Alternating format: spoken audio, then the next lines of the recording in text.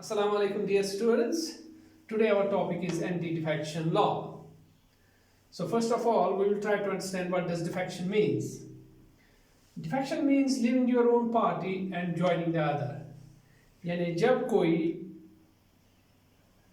कोई member of the party उस party को छोड़कर यानी अपनी पार्टी को छोड़कर दूसरी पार्टी ज्वाइन करे तो हम उसको डिफेक्शन कहते हैं. यानी सपोज से for example A is a member of any political party. If he or she leaves his or her political party and joins the B political party, then we say defection has taken place. So this defection becomes very crucial in a parliamentary form of a government. Why? Because हमने पढ़ा है कि parliamentary form of government में majority यानी government तब तक government है when till it enjoys the majority with in the parliament. यानी अगर हम सपोज करते हैं अगर किसी पॉलिटिकल पार्टी के पास मेजॉरिटी है, उसने मेजॉरिटी हासिल की और मेजॉरिटी हासिल करने के बाद उसने गवर्नमेंट बनाई. से आफ्टर दैट से if 2 or 3 members of that party leave that party and join this other party, उससे अगर ऐसा हुआ कि उन्होंने मेजॉरिटी लूज की तो गवर्नमेंट ब्रेकअप हो सकती है. तो सपोज अगर ऐसा बार बार हो जाए जैसा कि इंडिया में हुआ ड्यूरिंग 1960s और 70s, ये बहुत ही आम हो गया था. और फिर एक फ्रेज भी बहुत मशहूर हो गई, आया राम गया राम. यानी आया राम और गया राम के पीछे क्या स्टोरी है? दरअसल एक एमएलए था from Haryana and his name was Gayalal. अब इस गयालाल ने क्या किया, उसने विद इन डेज बहुत बार डिफेक्शन की. यानी पहले कांग्रेस में था, फिर दूसरी पार्टी में चला गया, फिर उधर से आ गया, फिर कांग्रेस से उधर चला गया. सो विद इन डेज उसने बहुत ज़्यादा डिफेक्शन की. तो जब उस गयालाल को प्रेस के सामने लाया गया तो मीडिया ने पूछा कांग्रेस पॉलिटिकल पार्टी से कि ये जो गयालाल हैं आप किस पार्टी में हैं. So then the Congress replied that Gaya Ram is now आया राम. सो आया राम गया राम काफ़ी मशहूर हो गया. यानी इट स्पीक्स ऑफ डिफेक्शन. और दरअसल जो ओरिजिनल इंडियन कॉन्स्टिट्यूशन था उसमें ये हम कह सकते हैं स्किप हुआ था ये डिफेक्शन के बारे में कानून बनाना. So later on ultimately in 1985 through 52nd constitutional amendment, anti-defection law was added to the constitution, and a new schedule, that's 10th schedule, was added to the Constitution of India by 52nd amendment. And this 10th schedule deals with defection. This 10th schedule is also called as anti-defection law. So through 52nd amendment एक कोशिश की गई कि इस defection को कैसे रोका जाए, क्योंकि इस डिफेक्शन की वजह से यानी गवर्नमेंट्स ब्रेकअप हो सकती हैं. बहुत सारी गवर्नमेंट्स ब्रेकअप हुई हैं इस डिफेक्शन की वजह से, and that's not good sign for the country. यानी आप अंदाज़ा कीजिए अगर किसी मुल्क में बार बार हुकूमतें गिरे तो उस मुल्क का क्या हाल हो सकता है. वो मुल्क तो बिल्कुल तरक्की तो रुक जाएगी, बिल्कुल सब कुछ ठप हैंग हो जाएगा if this happens very often. So now what does this 10th schedule say? It says it deals with the disqualification of MLAs. Both it's applied to both state legislative assemblies as well as to the parliament. And a 52nd amendment 10th schedule says that MLA or MP can be disqualified if any MLA or MP can be disqualified if किस condition के तहत? Number first, if he or she voluntarily resigns from his or her party.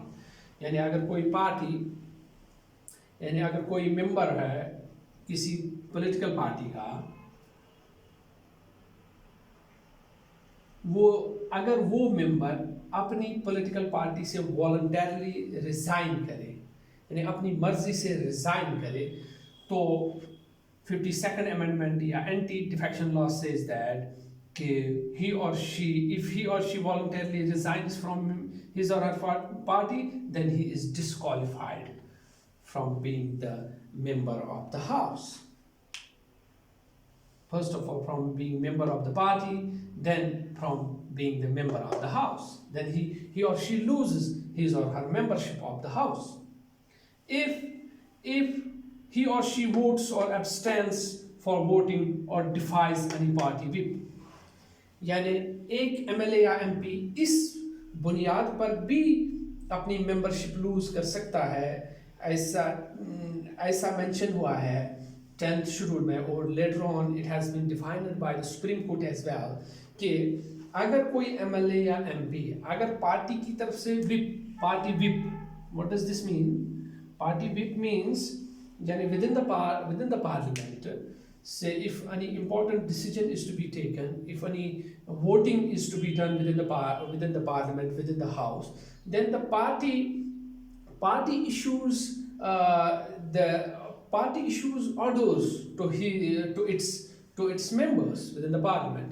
Then that order is called party whip.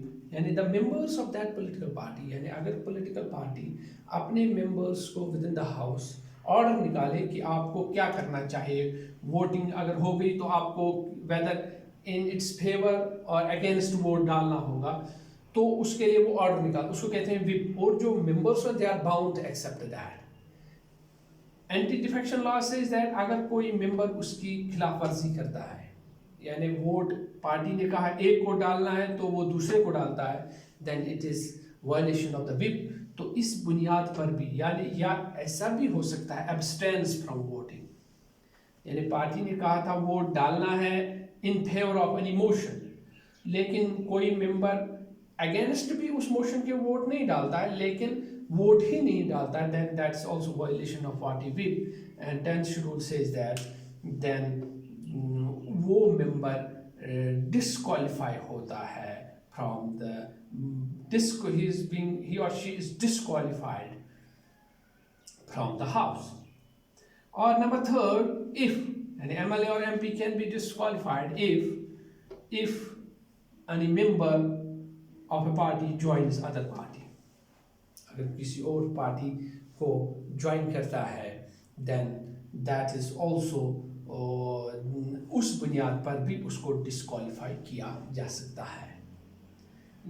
लेकिन इसके जो 52nd amendment है, 52nd constitutional amendment के तहत एक एक्सेप्शन है. एक्सेप्शन ये रखी गई कि अगर if one third members of the party, अगर 1/3 members of the party within the house से अगर किसी पार्टी के किसी हाउस में, लोकसभा में या स्टेट लेजिस्लेटिव असेंबली में 50 मेंबर्स हैं, तो 52nd अमेंडमेंट 10th शेड्यूल में ये कहा गया अगर इन 50 में से 1/3 दूसरी पार्टी ज्वाइन करते हैं, if 1/3 joins other political party, तो it says that this cannot be regarded as the defection. इसको फिर डिफेक्शन नहीं समझा जाएगा, बल्कि इसको स्प्लिट ऑफ द पार्टी समझा जाएगा. और ये जो मेंबर्स हैं 1/3 members, they can not be disqualified on the basis of anti defection law. But later on this anti defection law was amended. It was amended through 91st amendment. 91st amendment के जरिए इस anti defection law को और ज़्यादा strict किया गया. वो क्या था? नंबर फर्स्ट, इसमें ये प्रोविजन जो था 1/3 का, इसको हटाकर इसको और ज़्यादा स्ट्रिक्ट किया गया. देन इसको बनाया गया 2/3, यानी after 91st constitutional amendment, it is being the constitution, the law says that कि अगर इस वक्त 1/3 भी members भी join करते हैं other political parties, still they will be disqualified from being the member of the house. तो उसके लिए क्या कहा गया, 1/3 को कन्वर्ट किया गया into 2/3, यानी इसको और ज्यादा सख्त बनाया गया है। यानी अब क्या कानून क्या कहता है, एंटी डिफेक्शन लॉ, कि अगर 2/3 of the members of any political party within the house they join the other political party, then this is regarded as merger of the political party, और उन members को disqualify नहीं किया जा सकता है on the basis of anti defection law. Another point was added by this 91st amendment, that was that ऐसा देखा गया कि जो डिफेक्शन होने की जो बुनियादी ज़्यादा बड़ी वजह जो देखी गई है वो ये है, दैट इज़ कि एक मेंबर को लालच दी जाती है कि आप अपनी पॉलिटिकल पार्टी को छोड़ जाओ, हमारी पॉलिटिकल की पार्टी के साथ ज्वाइन हो जाओ, हम गवर्नमेंट बनाएंगे एंड हम आपको मिनिस्टर बनाएंगे, हम आपको चीफ मिनिस्टर बनाएंगे, या हम आपको कैबिनेट मिनिस्टर बनाएंगे। तो यानी जो मिनिस्ट्री की लालच है, ये सबसे बड़ी रीजन देखी गई बिहाइंड द डिफेक्शंस।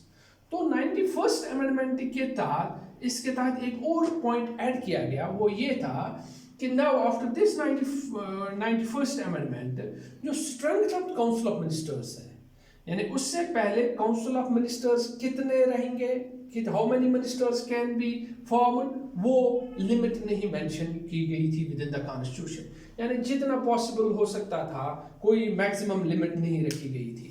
लेकिन 91st अमेंडमेंट के जरिए इस strength of the council of ministers को स्ट्रिक्ट किया गया, इसको रिस्ट्रिक्ट किया गया to the 15% of the 15% of the seats of the house, यानी किसी हाउस की स्ट्रेंथ कितनी है, उस स्ट्रेंथ के 15% जितना बन जाता है उतने ही मिनिस्टर्स बनाए जा सकते हैं, नॉट मोर देन दैट। यानी इससे ये होगा कि एक पॉलिटिकल पार्टी ज्यादा को लालच नहीं दे सकती है कि आपको भी मिनिस्टर बनाएंगे, आपको भी, बल्कि 91st अमेंडमेंट के जरिए एंटी डिफेक्शन लॉ को और ज़्यादा मुश्किल और ज़्यादा स्ट्रिक्ट बनाया गया कि काउंसिल ऑफ मिनिस्टर्स अब ज़्यादा से ज़्यादा कितने हो सकते हैं, 15% of the seats of the house. तो ये था एंटी डिफेक्शन लॉ। यानी इसका मकसद क्या था, मकसद क्या है एंटी डिफेक्शन लॉ का?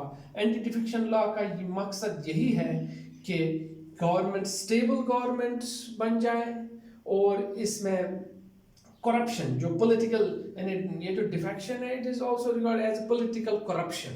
यानी एक मेंबर जिसको किसी पार्टी ने मैंडेट दिया, फिर लोगों ने उसको चुना, फिर अगर वो उस चुनने के बाद किसी और पॉलिटिकल पार्टी को ज्वाइन करता है, then we say this breach of trust, यानी it's also recorded as corruption, political corruption. और सेकंड बात, इंपॉर्टेंट बात जो ये है, इस डिफेक्शन की वजह से इंस्टेबिलिटी बढ़ जाती है गवर्नमेंट्स ब्रेक हो सकती है, हो जाती है, तो उससे पूरे मुल्क का निज़ाम दरहम बरहम हो सकता है।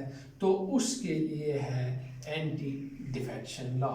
Hope you may have understood this. Thank you, wish you all the best.